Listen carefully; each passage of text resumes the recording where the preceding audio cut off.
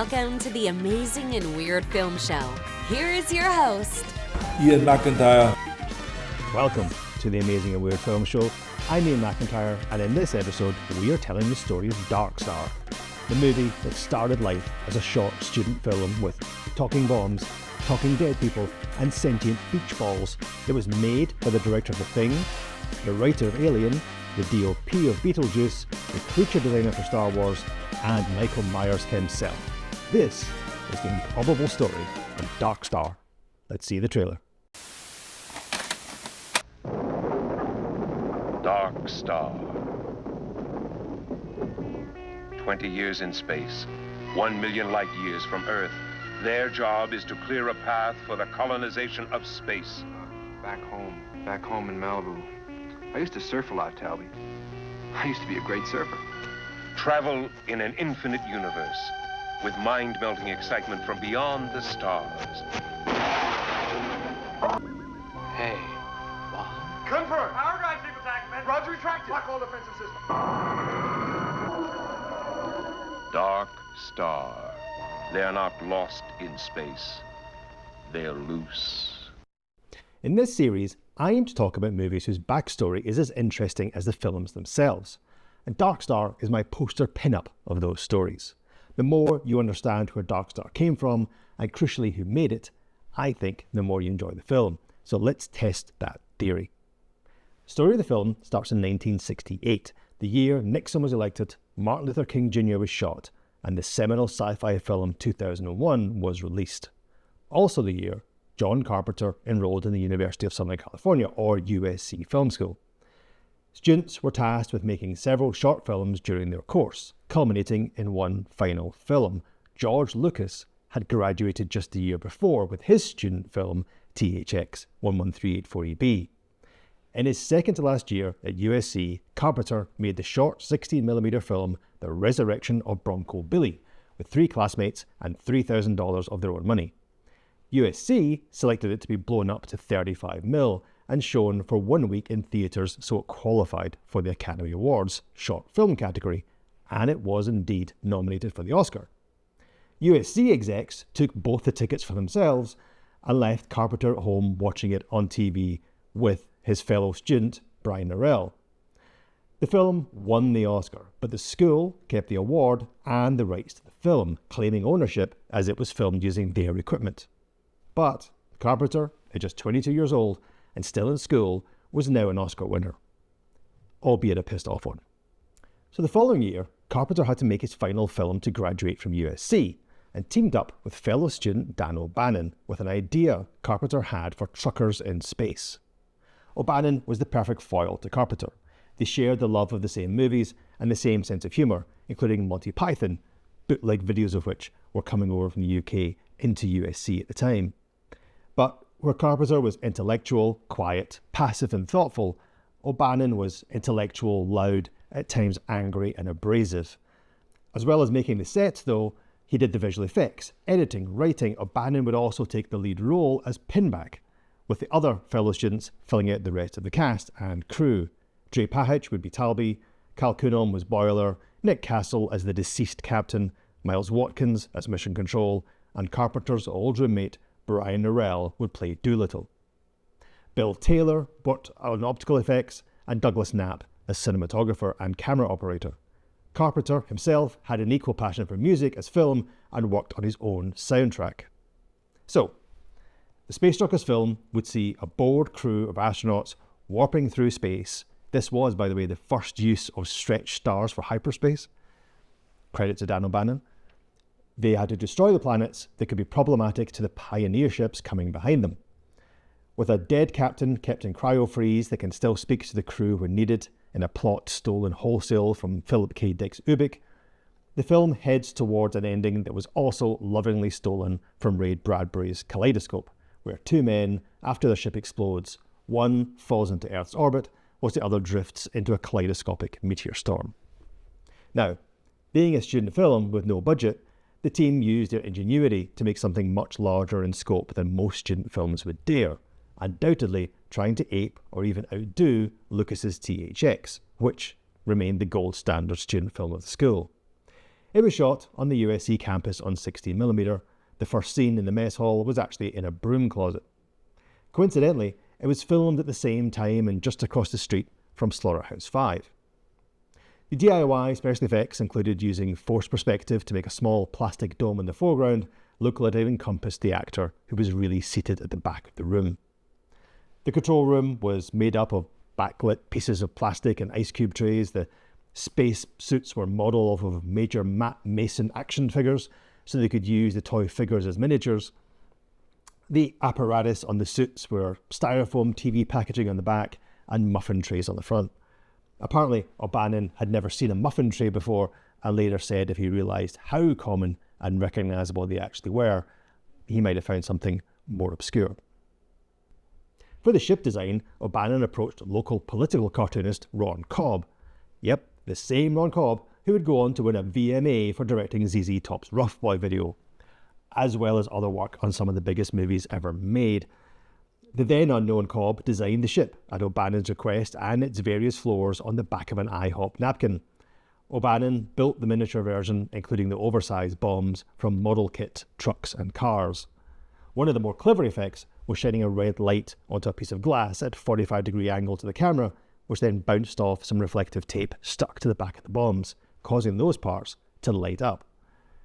O'Bannon was inspired by the computer screens in THX and put his own spin on them, animating each one frame by frame. Originally planned to take 2 weeks of filming, the team had spent the whole year working on it, even investing their own money. In the end, their 20-minute student film ran for 45 minutes. But when it ran in front of the student body, it went down a storm. In-jokes such as Pinback's real name being Will Fruge, the name of USC's scriptwriter teacher at the time, and a floating toilet tank with THX written on it, didn't hurt with the partisan crowd. It was inventive, it was silly, it was funny, and it had some genuinely great effects, and O'Bannon brilliantly turned his performance up to 11. USC loved it, and asked the team to trim it down to the standard 20 minutes so it could do the student film circuit and be eligible for awards.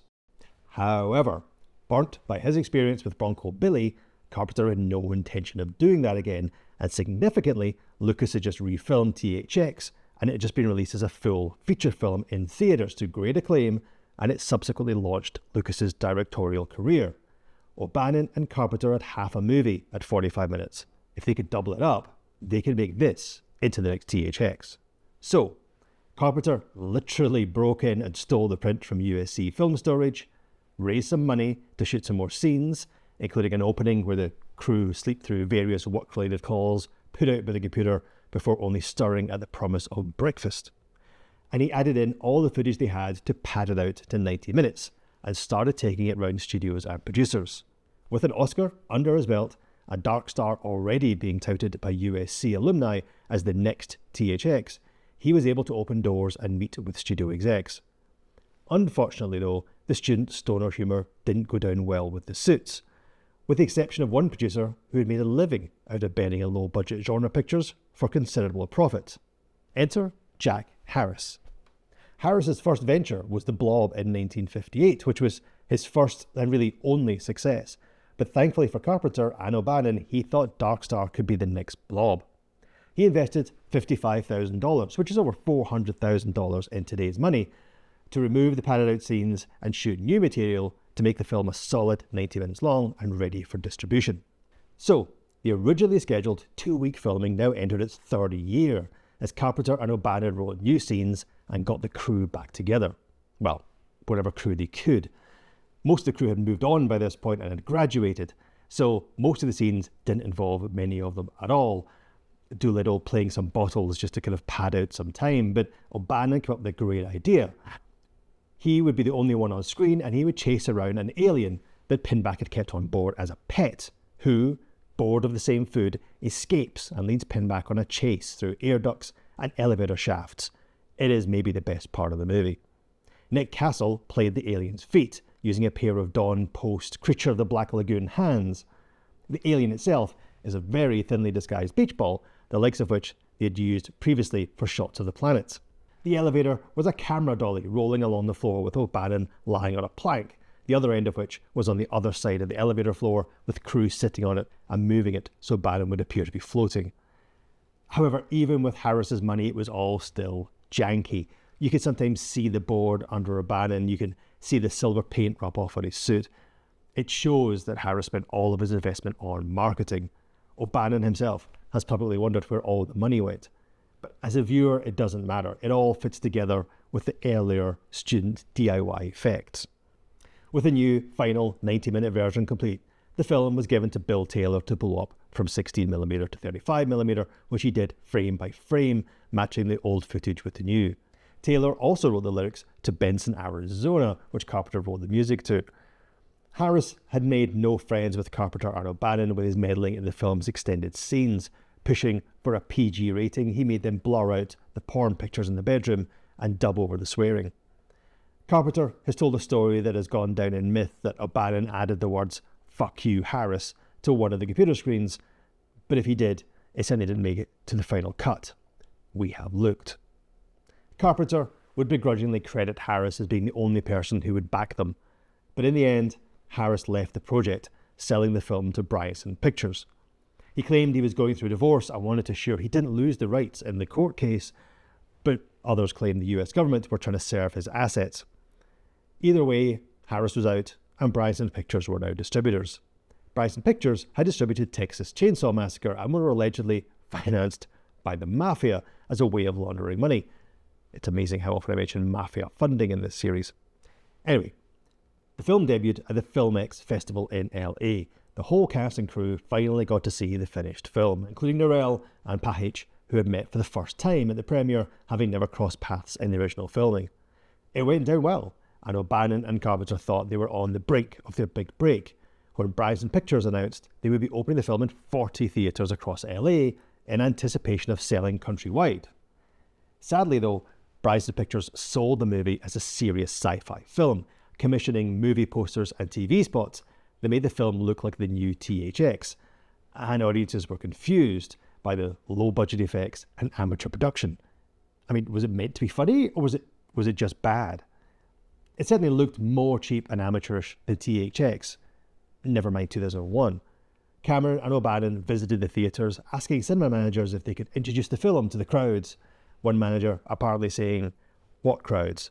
as they went in to see 5 people looking confused as to what they were watching. The cinema run ended abruptly, and Carpenter and O'Bannon's dream of following Lucas was, for the moment at least, over.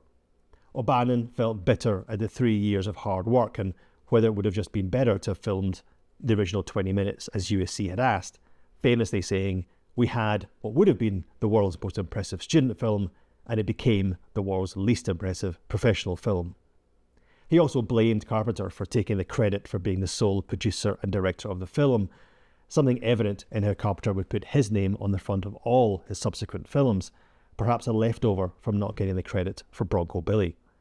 Sadly, the Carpenter-O'Bannon creative partnership ended.